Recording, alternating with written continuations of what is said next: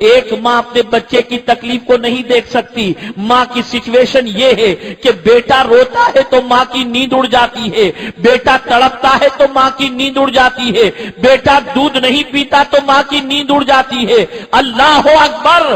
ماں اپنے بچے کو راحت پہنچانے کے لیے ایسے کھانوں سے پرہیز کرتی ہے جس کھانے کے بعد دودھ کے ذریعے بچے کو تکلیف پہنچ جائے. ماں ہے جس کی ممتا کی پوزیشن ایسی ہے کہ بچے کے سر میں درد بھی گوارا نہیں کرتی, بچے کی تکلیف کو گوارا نہیں کرتی. آپ مجھے بتاؤ اے رسول اعظم صلی اللہ علیہ وسلم کے دیوانوں, مجھے ایک ماں کا واقعہ یاد آ رہا ہے. اللہ اکبر. ایک بیٹا جو ماں باپ کا بڑا خیال رکھتا تھا, اچانک اس کا دل کسی لڑکی پر آ گیا اور اس کے بعد ماں باپ کے سامنے اس نے اپنی خواہش کا اظہار کیا. ماں باپ نے اجازت دی, لڑکی سے شادی ہو گئی. بیاہ کے جب لڑکی گھر آتی ہے تو اس کے ماں باپ کی خدمت بھی کرتی ہے اور شوہر کی بھی خدمت کرتی ہے. چند دنوں کے گزر جانے کے بعد جب بیوی نے محسوس کیا کہ میرا شوہر میرے غلام کی حیثیت سے بن چکا ہے, جو میں کہتی ہوں وہی کرتا ہے, تو اپنے شوہر سے کہتی ہے میرے سرتاج ذرا مجھے بتاؤ تم مجھے کتنا چاہتے ہو. اس شخص نے جواب میں کہا میں تمہیں اپنی جان سے زیادہ چاہتا ہوں, بے پناہ چاہتا ہوں. تم کہو وہ چیز تمہارے لیے کرنے کو تیار ہوں, بڑے سے بڑی قربانی دینے کو تیار ہوں. اللہ اکبر. بیوی نے جب یہ سوچا تو پہلا جملہ اپنے شوہر سے یہ کہتی ہے اگر واقعی تم سچی محبت کرتے ہو تو گھر علیحدہ لے لو تاکہ ہم دونوں آرام کی زندگی گزار سکیں. میں یہ نہیں کہتی کہ تم اپنے ماں باپ کی خدمت نہ کرنا, جو کماؤ گے اس میں سے ماں باپ کو بھی پیش کرتے رہنا, ان کی دیکھ بھال بھی کرتے رہنا. اللہ اکبر. شوہر کے ذہن میں بیوی کی محبت کا غلبہ تھا, اس نے بیوی کی بات مان لی, ماں باپ کے سامنے اپنی آرزو کو پیش کیا اور کرنے کے بعد علیحدگی اختیار کر لی. روزانہ صبح ماں سے ملنے آتا, باپ سے ملنے آتا.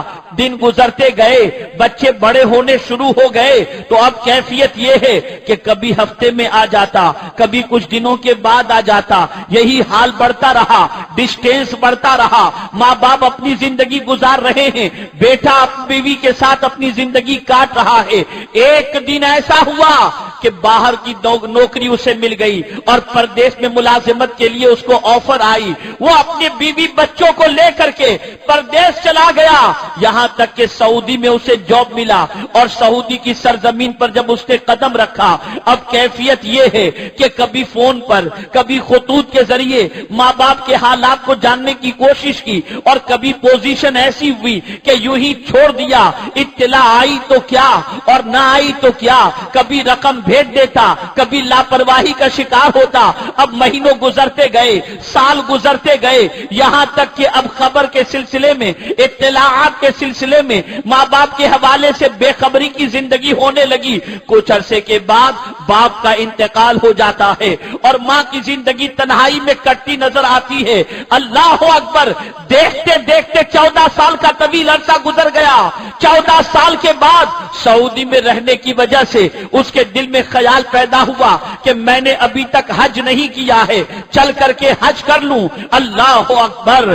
بیوی کو لے کر حج کے لیے روانہ ہوا, لیکن کیفیت یہ ہے کہ جیسے ہی عرفات کے میدان میں پہنچتا ہے, ساری دنیا کے آنکھ میں آنسو موجود ہیں. ہر حاجی رو رہا ہے, عرفات کے میدان میں آنکھوں سے آنسو بہ رہے ہیں, لیکن اس نوجوان کی کیفیت یہ ہے کہ اس کی آنکھ سے ایک بھی آنسو نہیں نکلتا. وہ پریشان ہے کہ میرا دل کیا اتنا سخت ہو گیا کہ عرفات کے میدان میں بھی آنکھ سے آنسو نہیں بہ رہے. اس محفل کے اندر, اس جگہ کے اوپر ایک اللہ کے برگزیدہ بندے موجود تھے. وہ شخص گیا اور جانے کے بعد عرفات کے میدان میں اس بزرگ سے کہتا ہے حضور میں جاننا چاہتا ہوں کہ سب رو رہے ہیں, سب کی آنکھوں میں آنسو ہیں, احساس ندامت ہے, لیکن پتہ نہیں میری آنکھوں میں عرفات کے میدان میں بھی آنسو کیوں نہیں آ رہے.